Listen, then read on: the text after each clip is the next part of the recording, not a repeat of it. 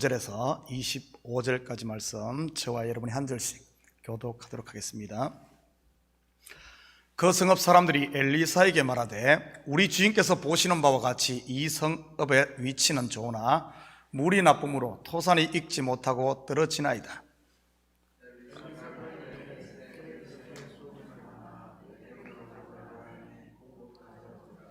엘리사가 물 건너로 나아가서 소금을 그 가운데에 던지며 이르되 여호와의 말씀이 내가 이 물을 고쳤으니 이로부터 다시는 죽음이나 열매 맺지 못함이 없을지니라 하셨느니라 하니,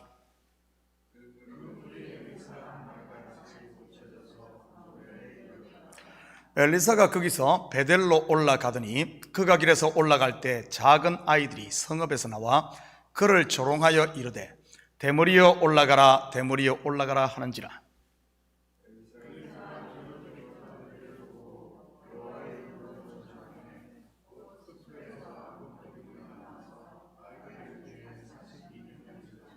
함께 읽겠습니다. 엘리사가 거기서부터 갈멜산으로 가고 거기서 사마리아로 돌아왔더라. 아멘.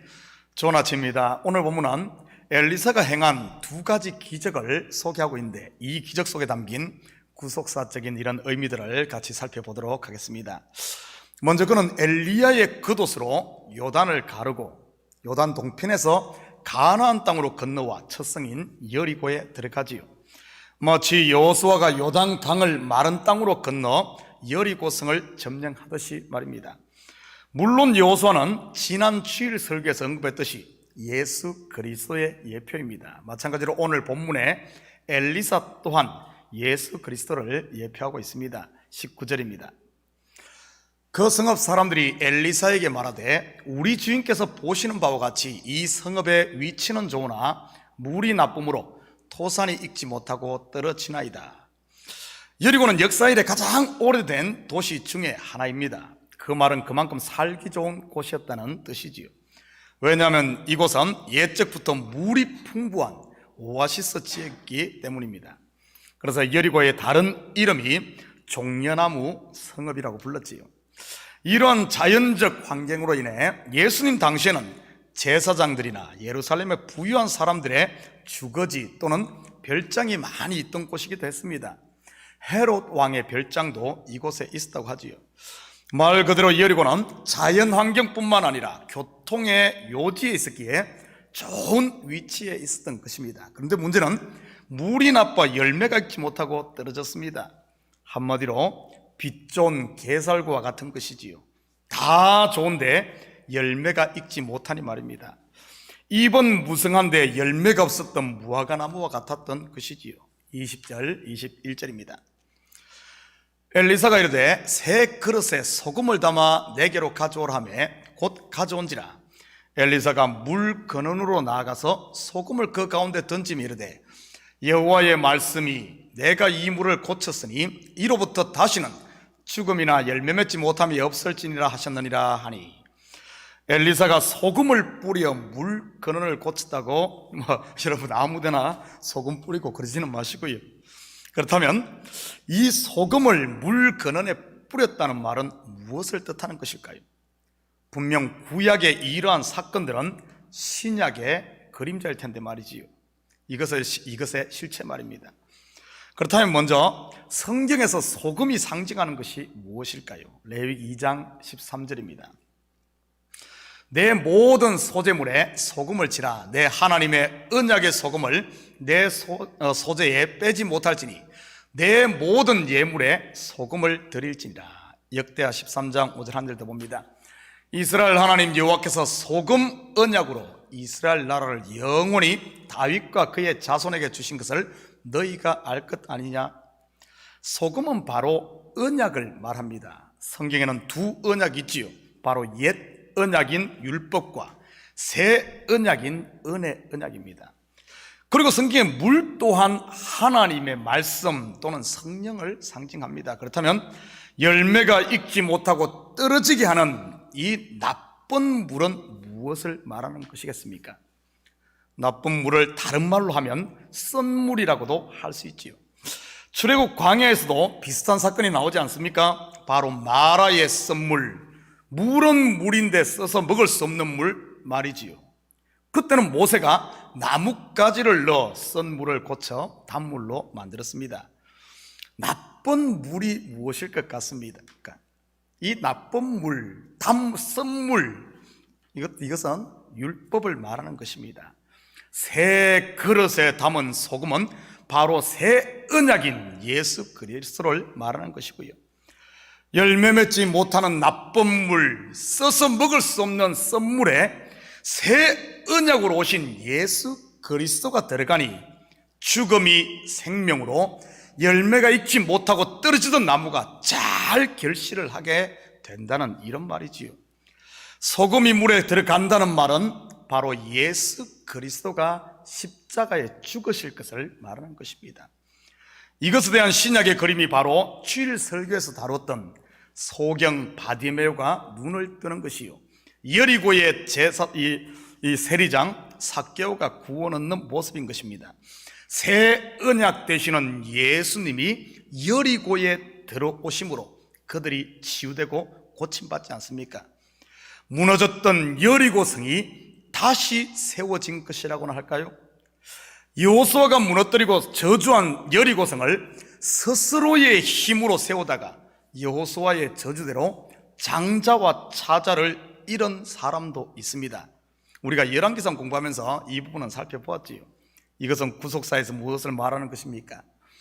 저주 아래에 있는 무너진 여리고는 다름 아닌, 깊이 들여다보면 우리를 말하는 겁니다. 그 무너진 여리고는 율법의 의로는 세워지지 않는, 세워질 수가 없는, 오직 예수 그리스도가 오셔야만, 예수로만이 세워지는 것을 보여주는 것이지요. 바로 예수 그리스도의 십자가 죽음으로 말입니다. 사도행전 4장 12절이 바로 이것을 말하는 것입니다. 같이 봅니다. 다른 이로서는 구원을 얻을 수 없나니 천하 사람 중에 구원을 얻을 만한 다른 이름을 우리에게 주신 일이 없음이라 하였더라. 이처럼 구약 성경의 실체는 신약이요, 신약은 구약을 통해 더욱 선명하게 확정되는 것입니다. 오늘도 우리 속에 남아있는 옛사람, 곧 내 감정, 내 욕심, 내 자랑이 나오거든 예수 그리스도 곧 새 언약 안에 들어감으로, 십자가 벽들임으로 말미암아 은혜와 평강의 이 단물이 우리 속에 풍성하게 넘쳐나기를 축복합니다. 그래야 성령의 열매들이 건실하게 익지 않겠습니까? 계속해서 23절입니다. 엘리사가 거기서 베델로 올라가더니 그가 길에서 올라갈 때 작은 아이들이 성읍에서 나와 그를 조롱하여 이르되 대머리여 올라가라, 대머리여 올라가라 하는지라. 여리고의 물샘을 치료한 엘리야는 이번에는 베델로 올라갑니다. 여리고가 무너졌던 성읍이라면 반대로 베델은 높이 세워져 있는 성읍이지요. 왜 그럴까요? 베델이라는 뜻이 무엇입니까? 베트는 집이라는 뜻이요, 엘은 하나님이란 뜻으로 하나님의 집이라는 뜻이 이 베델입니다. 하나님의 집은 성전을 말하지요. 그런데 이러한 하나님의 성전이 지금은 어떻게 되어 있습니까? 우리가 열왕기상을 공부해서 알다시피 북이스라엘을 세운 여로보암 왕이 베델과 단에 금송아지 제단을 세웠지 않습니까? 하나님의 집이 우상의 전이 되어 있었던 것이지요. 마치 예수님 당시에 성전이 강도의 구렬이 되어 있었던 것처럼 말입니다. 그렇다면 엘리사가 베델로 올라간 이유가 무엇일 것 같습니까? 하늘에까지 높아진 하나님의 전이 우상의 전이 되어 있는 이 거짓 성전을 무너뜨리기 위해 간 것이지요. 오늘 본문은 이러한 사실을 알지 못하면 많은 오해를 불러일으킬 수 있는 이런 이야기입니다. 어린아이들이 대머리라고 좀 조롱한다고 다른 사람도 아닌 선지자가 저주를 퍼부어 42명이나 죽었다고 하니 말이지요. 사실 구약 성경의 이야기가 여기만 그렇습니까? 아닙니다. 알고 보면 창세기부터 말라기까지 전부 무너뜨리고 죽이는 이야기입니다. 본문의 베델에서 42명의 아이들을 저주하여 죽게 하는 이야기가 무엇을 말하는 것인지 이 구속사적 의미들을 좀 더 깊이 있게 살펴보십시다. 엘리사가 베들로 올라가자 작은 아이들이 길에서 만나 그를 조롱합니다. 그렇다면 여기서 작은 아이들은 누구를 말하는 것일까요? 베델은 우상의 소굴이 되어 스스로 높아진 창세기의 바벨탑이요, 강도의 구렬이 되어본 예수님 당시의 성전이요, 율법의 의로 스스로 왕이 된 바리새인과 종교 지도자들인 것입니다. 이렇게 높아진, 아니면 큰 자가 된 이곳으로 엘리사가 올라갑니다. 그런데 이렇게 높아진 성에서 아이들이 나오지요. 이것은 바로 겉은 큰데 실체는 어린 아이임을 말하는 것입니다.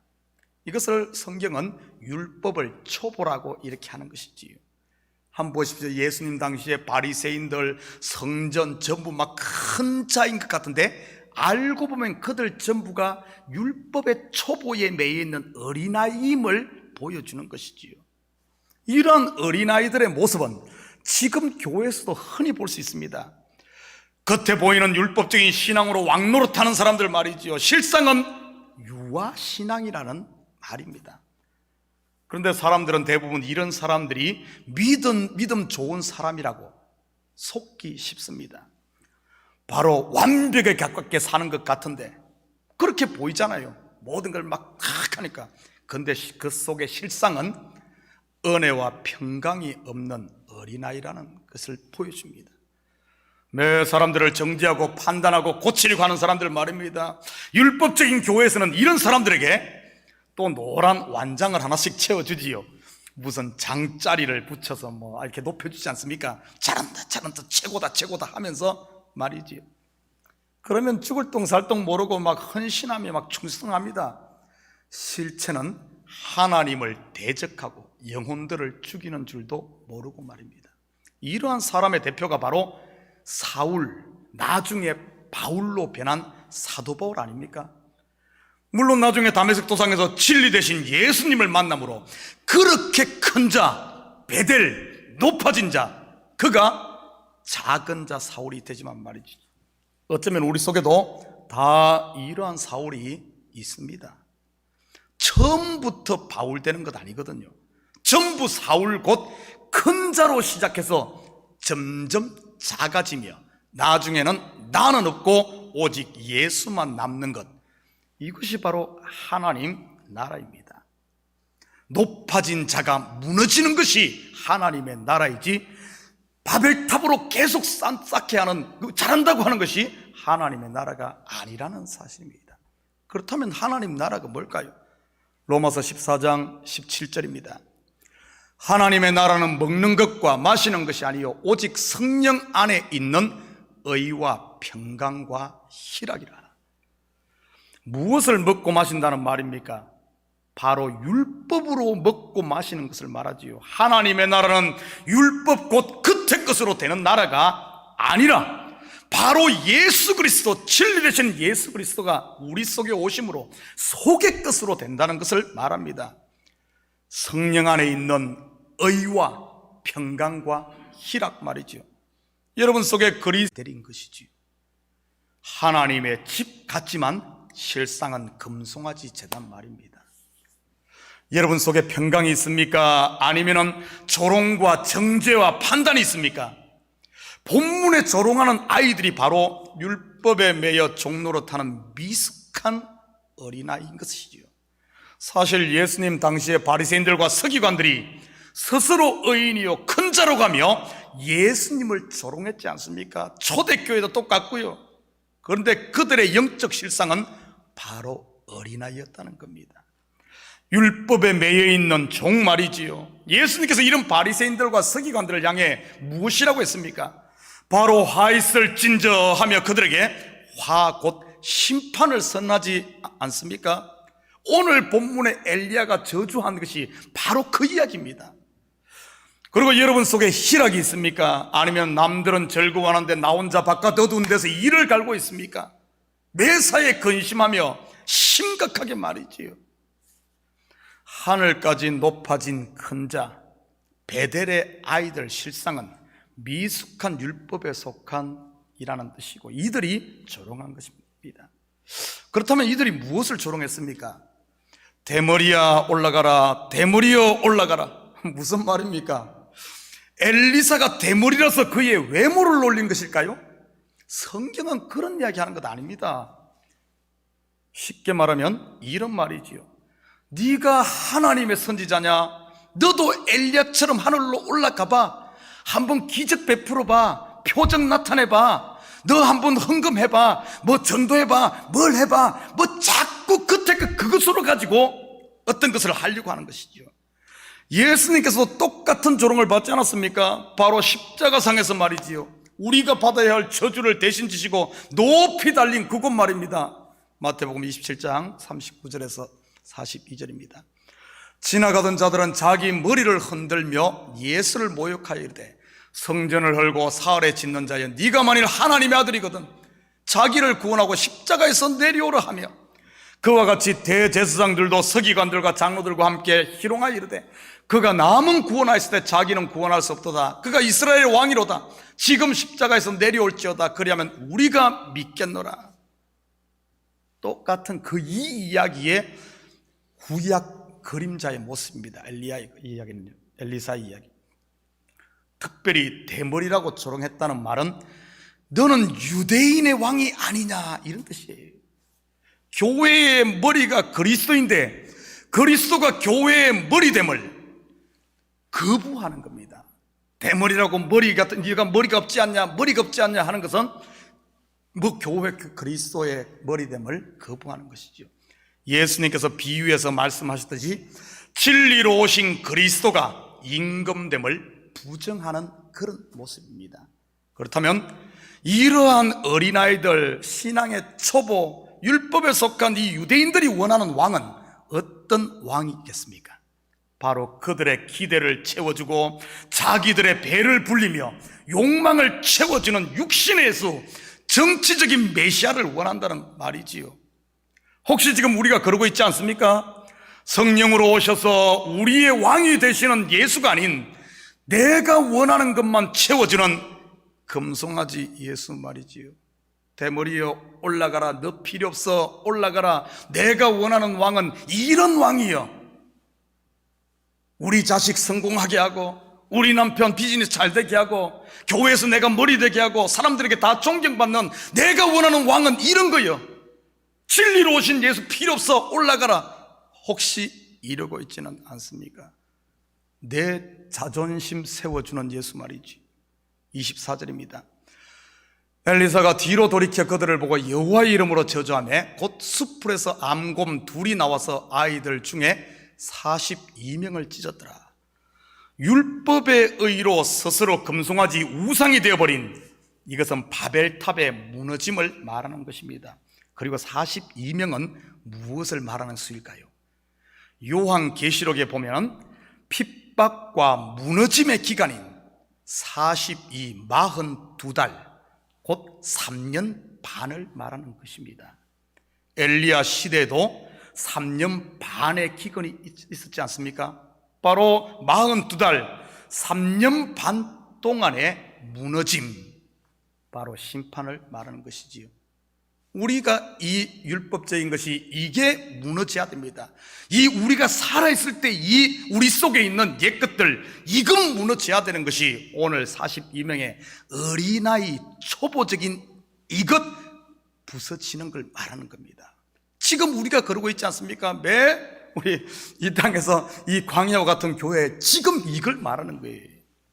그렇다면 왜 이렇게 베델의 작은 아이들은 심판을 받은 것일까요? 그것은 바로 처음 하늘과 처음 땅, 곧 율법의 의 내 것이 죽어야 새 하늘과 새 땅이 임하기 때문이지요.